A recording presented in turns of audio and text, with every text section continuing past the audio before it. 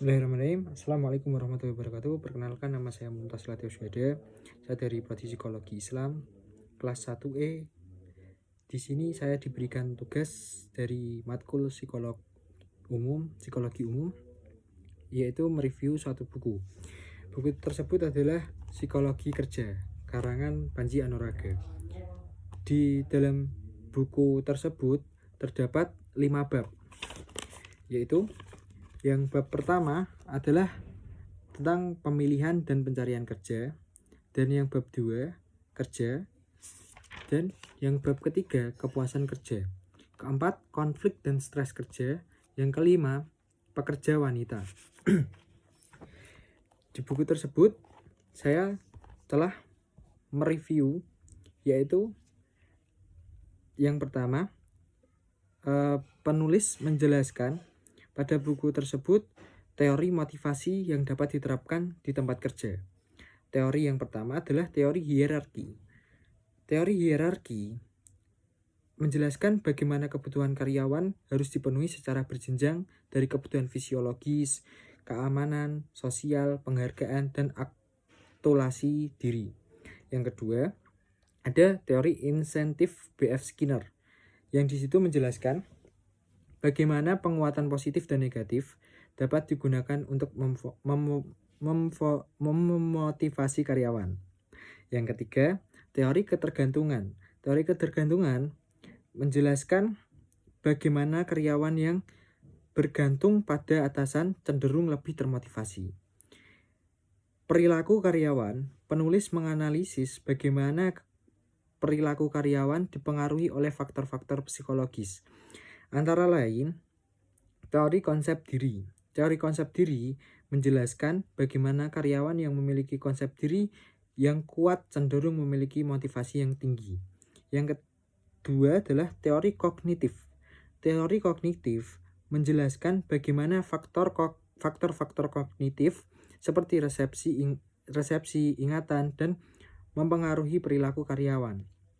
Yang ketiga adalah teori sosial. Teori sosial menjelaskan bagaimana faktor-faktor sosial seperti kelompok, norma, dan status mempengaruhi perilaku karyawan.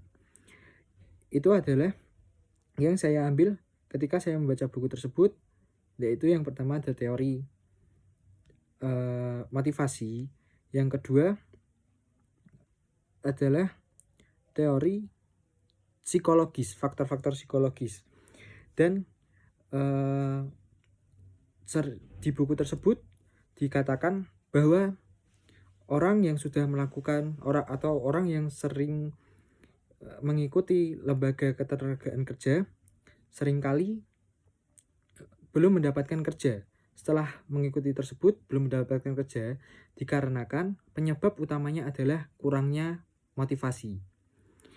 Dan di sini dijelaskan kembali tentang komunikasi dan hubungan interpersonal.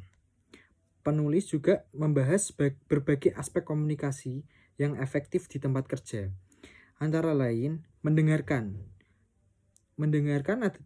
menjelaskan bagaimana mendengarkan secara aktif dapat memperbaiki komunikasi. Dan yang kedua, berbicara, menjelaskan bagaimana berbicara secara jelas dan efektif dapat menghindari kesalahpahaman. Dan yang ketiga, menyelesaikan konflik, penjelasan berbagai strategi untuk menyelesaikan secara konstruktif. Yang keempat, membangun hubungan interpersonal, yaitu menjelaskan bagaimana membangun hubungan yang harmonis dan saling menghormati. Di dalam buku tersebut, pengambilan keputusan penulis menjelaskan berbagai pendekatan dalam mengambil keputusan di tempat kerja. Antara lain, pendekatan rasional. Pendekatan rasional itu menjelaskan bagaimana keputusan dapat diambil berdasarkan analisis logis dan informasi yang objektif. Yang kedua, pendekatan intuisi. Pendekatan intuisi menjelaskan bagaimana keputusan dapat dibilarkan intuisi dan pengalaman. Yang keempat, pendekatan kreatif. Pendekatan kreatif menjelaskan bagaimana keputusan dapat diambil dengan pendekatan yang inovatif dan kreatif. Secara keseluruhan, buku ini memberikan wawasan yang komprehensif tentang bagaimana psikolog dapat diterapkan untuk meningkatkan kinerja organisasi dan kesejahteraan karyawan. Buku ini merupakan pengajian mengenai kerja dari sudut psikologi, baik yang teoritis maupun yang praktis. Dengan demikian, apa yang disajikan dalam buku ini merupakan perpaduan dari pengetahuan teoritis, pendapatan dan pandangan, pengalaman, dan observasi yang dilakukan penulis buku ini sendiri. Di dalam buku tersebut dijelaskan bahwa prinsip orang yang bekerja itu adalah